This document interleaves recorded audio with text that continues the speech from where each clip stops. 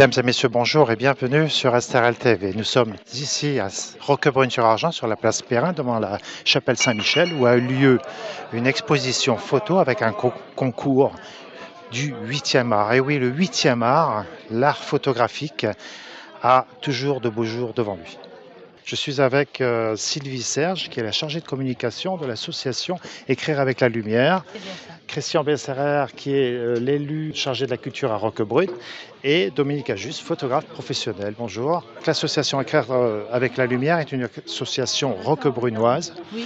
qui a été créée spécialement pour l'exposition d'aujourd'hui. Pour l'événement, pour créer un événement tous les ans. Il y avait la catégorie arbre, la catégorie au fil de l'eau et la catégorie côté court, côté jardin. Un lauréat par catégorie. Et donc les lauréats cette année dans la catégorie arbre, c'était Jessica Meyer qui vient d'Antibes. Catégorie au fil de l'eau, c'est Eliseo Finetti, un roquebrunois. Dans la catégorie côté court, côté jardin, c'est Catherine Aragonès de Fréjus. Chaque année, vous invitez un photographe professionnel pour participer à cette exposition. Aujourd'hui, Voilà. c'est Dominique Ajus qui est de notre Nice, invité d'honneur. Voilà. invité d'honneur. Oui, S'il vous plaît, oui. oui, oui, oui. C'est vous qui êtes l'auteur de la belle photo que nous voyons derrière. Voilà, de la photo qui est donc mise à l'entrée de la chapelle Saint-Michel, qui est un lieu assez exceptionnel pour exposer, et où je suis très très fier de montrer ce travail. Alors Christian Besserer, c'est une très très très belle initiative, cette exposition photo et ce concours. C'est vrai que nous sommes très fiers d'avoir pu maintenir cette année, même sur un état minimum, cette exposition de photos sur une association qui est vraiment très efficace, vraiment sur le terrain, d'année en année, que je les accompagne depuis au moins 5 ans, oui, d'ailleurs. Donc c'est vrai que cette année, on a dû être plus sélectif, pas sur le volume, mais du fait des événements sanitaires. Et nous avons quand même pu mettre en valeur donc, cet événement, ces photos entre ombre et lumière, inspirées avec un esprit Georges de la Tour. On ressent presque tout ce qui est juste et parfait sur cette image. Et en même temps, sur un concours photo qui a été donc administré par presque 30 personnes qui ont suivi, qui ont concouru sur ces 3 catégories et qui ont pu faire ressortir la splendeur de leurs œuvres. Donc en tout cas, la commune de Roquebrune est très fière de pouvoir accompagner ces événements, cette association. Et on attend, avec beaucoup d'espérance par rapport au pass sanitaire et aux problèmes de santé l'année prochaine, qu'on puisse rétablir un fonctionnement totalement normal et pouvoir laisser s'exprimer tous les photographes dans les différents secteurs et pouvoir reprendre enfin une exposition d'une envergure internationale. Dominique Ajus, Christian Besserer, tout à l'heure dans son discours, disait que la lumière est à la photo, ce que le silence est à la musique. Est-ce que vous êtes d'accord avec ça? Alors non seulement je suis d'accord, mais en plus l'exposition que je montre ici en est la démonstration même, puisqu'on parle de clair-obscur. Et dans le clair-obscur, par définition, il y a plus d'ombre que de lumière. Donc en fait, c'est ces silences musicaux qui sont retranscrits en fait dans l'ombre en images et qui met en valeur le côté justement éclairé des photos. La commune a décidé de célébrer Albert Camus. Parce que déjà la bibliothèque, la médiathèque de la commune s'appelle la médiathèque Albert Camus. Et donc même s'il n'est jamais passé par Roquebrune, il n'était jamais très loin. Et donc c'était en collaboration avec toutes les associations qui voulaient bien participer à cet événement.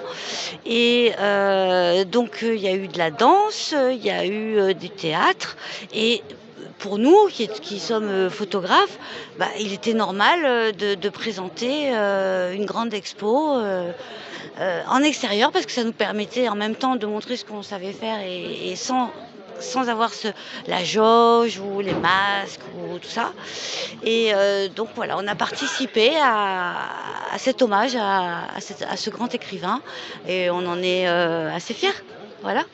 Alors l'exposition donc continue jusqu'au 28 septembre. Oui. On peut voir des œuvres, on peut contempler des œuvres en extérieur, en intérieur. Pas autant que d'habitude dans le village, mais on espère pour l'année prochaine. On pourra retrouver, dont Dominique, tous les photographes qui ont participé cette année, mais via le virtuel, et ils sont sur notre site. Donc c'est www.festivalphotographique.com. Au terme d'un apéritif, vous avez procédé à la remise des prix et là, vous organisez un buffet campagnard. Donc c'est en toute convivialité.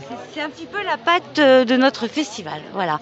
Il faut qu'on se retrouve entre amis, entre passionnés, entre personnes qui ont envie de montrer leur passion pour leurs photos. Christian Besserer, la prochaine organisation culturelle à Roquebrune. La prochaine organisation culturelle, ça sera ce soir une projection d'un film sur la place en bas du village, donc en plein air. Après, nous reprenons le Festival Camus, donc toute l'équipe culturelle de la commune de Roquebrune a eu le plaisir de mettre en place et de poursuivre. D'ailleurs, nous avons eu la chance de recevoir la fille Camus, Catherine Camus, Abdelmalik, qui a été inaugurée, cette inauguration sur Camus Sud France, par Renaud Muselier. Donc cette exposition est de grande envergure, donc les photos sont toujours visibles, vous pouvez toujours venir profiter des plaisirs, des joies de ce village. Après, notamment tous les mardis, il y a les artistes dans les rues, les mardis soirs, un événement très intéressant, très beau à voir et à vivre surtout, pour manger une glace, déguster un petit repas au coin d'une terrasse. Les gens viennent d'un peu tout le secteur. Cette rencontre du public se fait au quotidien, mais notamment, pour l'instant, tous les mardis soirs, il faut en profiter. On parlait de côté court, côté jardin, mais là, on parle côté village, côté Bouvry, côté les Issambres. Il se passe aussi des choses aux Issambres et à la Bouvry.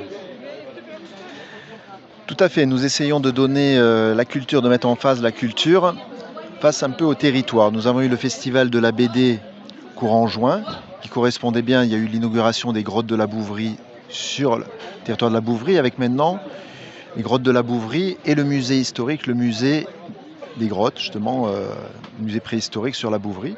Roquebrune donc, met en phase régulièrement, donc ces mardis soirs, ces circuits avec des artisans, des artistes qui exposent de tous les sens, des expos de peinture. Il y a aussi régulièrement notre américain Stephen Paul qui expose maintenant dans une nouvelle galerie sur la commune. En plus des 2 galeries sur la place, ça fait 3 galeries. Et sur les Issambres, il y a eu une dégustation soirée autour du vin. Il y a régulièrement, il y a le feu d'artifice qui va avoir lieu, donc il y a un lieu qui draine également beaucoup de monde. Mais c'est vrai que l'aioli qui a eu lieu, et le 8, il y a un aioli qui va avoir lieu donc aussi sur Roquebrune Village. Il faut s'inscrire par avance, parce qu'il n'y aura peut-être pas assez de place pour tout le monde, mais c'est un très bel événement que nous avons répercuté aux Issambres, face à la mer. Nous rendons compte que de toute façon, chaque territoire a ses différences et ses spécificités surtout. Dominique Ajus, vous êtes niçois. Nice vient d'être nommé, reconnu patrimoine mondial par l'UNESCO. Ça, c'est une félicitations pour votre ville, pour la capitale azuréenne, mais à Roquebrune aussi, c'est un magnifique patrimoine. Vous connaissez Roquebrune? Alors oui, pour être venu plusieurs fois d'ailleurs pendant des éditions précédentes du festival.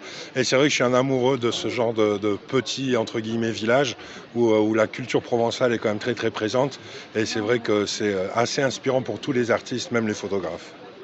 Rendez-vous en 2022 pour le 12e festival. On espère retrouver toutes nos salles d'exposition, la deuxième chapelle, la salle Molière, parce que les concours normalement sont exposés, ils ne sont pas virtuels, et ça permet à des photographes amateurs d'avoir leurs photos exposées, c'est vraiment important.